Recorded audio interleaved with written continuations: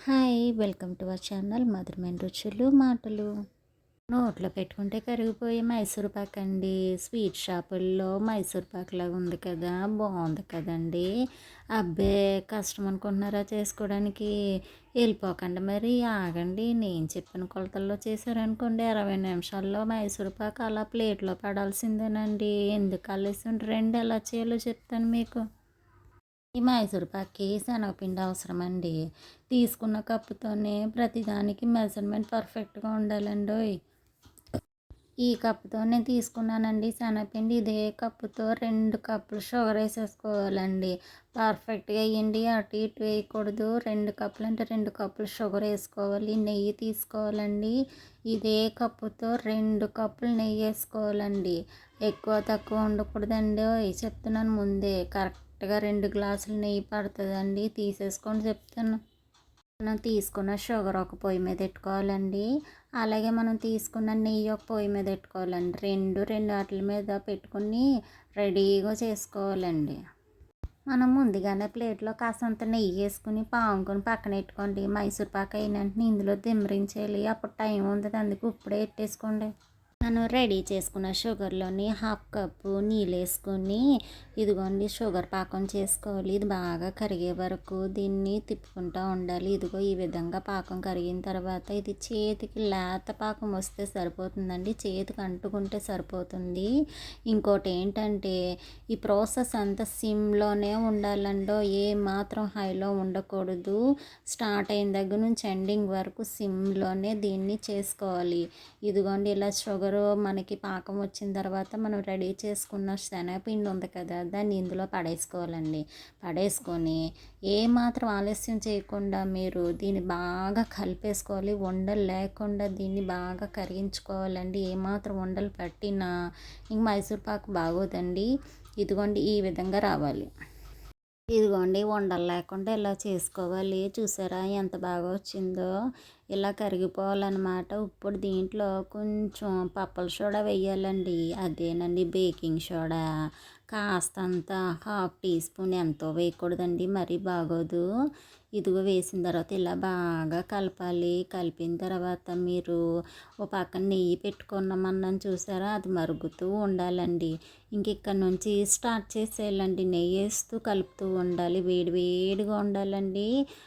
కాగని నూనె మాత్రం వేయకూడదు. చూసారా, నెయ్యి వేస్తే ఇలా పొంగు రావాలన్నమాట.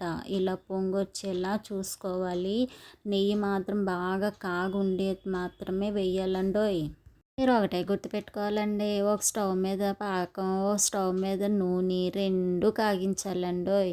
రెండు ఒకేసారి స్టార్ట్ చేయాలన్నమాట. ఇంక 2 నిమిషాలకు ఒకసారి కాగిన నూనె అదేనండి నెయ్యి వేసుకుంటూ తిప్పుకుంటూ గోపుకుంటూనే ఉండాలి మీరు.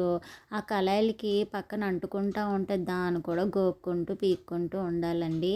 ఇలా తిప్పుతూనే ఉండాలి. మీరు తిప్పడం ఆపేశారనుకోండి మైసూర్ పాక్ కూడా కళాయిలో నేను కూర్చుంటాను అని ఇంక మళ్ళీ రాదండి.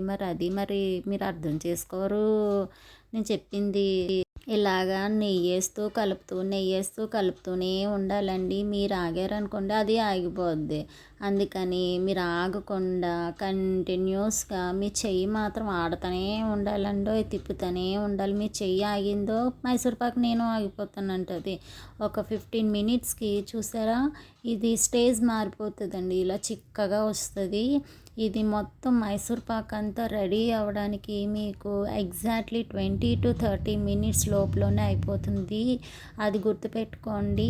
అబ్బా మాకు ఈ మైసూర్ పాక్ స్టేజ్లో ఎలా రావాలో తెలియదు అనుకోద్దండి. లాస్ట్ ఫైనల్ స్టేజ్కి వచ్చేసరికి అది మీకే చెప్తుందండో, నేను రెడీ అయిపోయాను అంటది. ఇంకో చూసారా, ఇలా ఆయిల్ అంతా అదే విడిచేస్తుంది. కళాయిలోని మనం వేసిన ఆయిల్ని అది లాస్ట్కి ఇలా గుల్లగా అయిపోయి కింద నుంచి ఆయిల్ వచ్చేస్తుందండి. సో మైసూర్ పాక్ నేను రెడీ అయిపోయాను, నన్ను తీసేసి గిన్నెలు వేసేయమంటుందండి.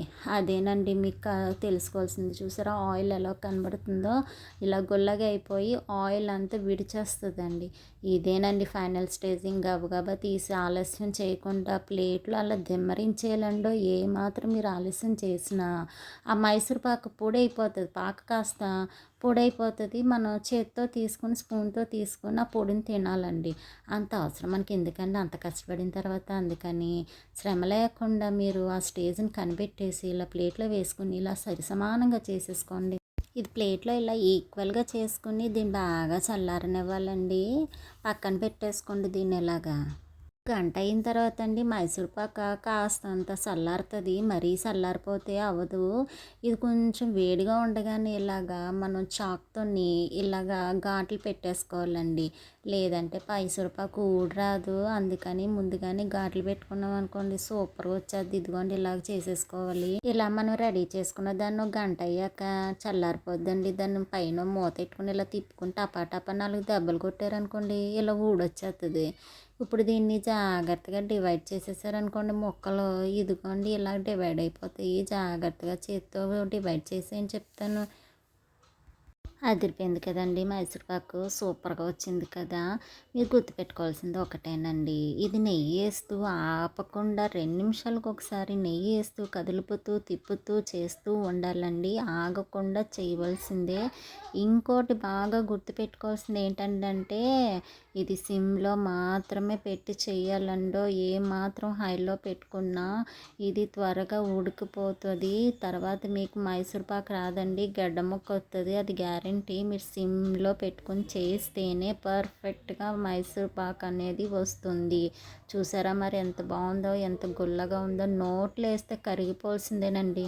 మరి నచ్చింది కదండి, ఇంకెందుకండి. ఒక ట్రైల్ వేసి మీరు నాకు చెప్పండి. అదే చేతి ఒక సబ్స్క్రైబ్ చేసుకొని ఒక షేర్ వేసుకొని ఒక లైక్ వేసుకోండి. మర్చిపోదండి. మరిన్ని వీడియోల కోసం నా ఛానల్ ఫాలో అయిపోండి. మీ మధురమైన రుచులు మాటలు. Thank you.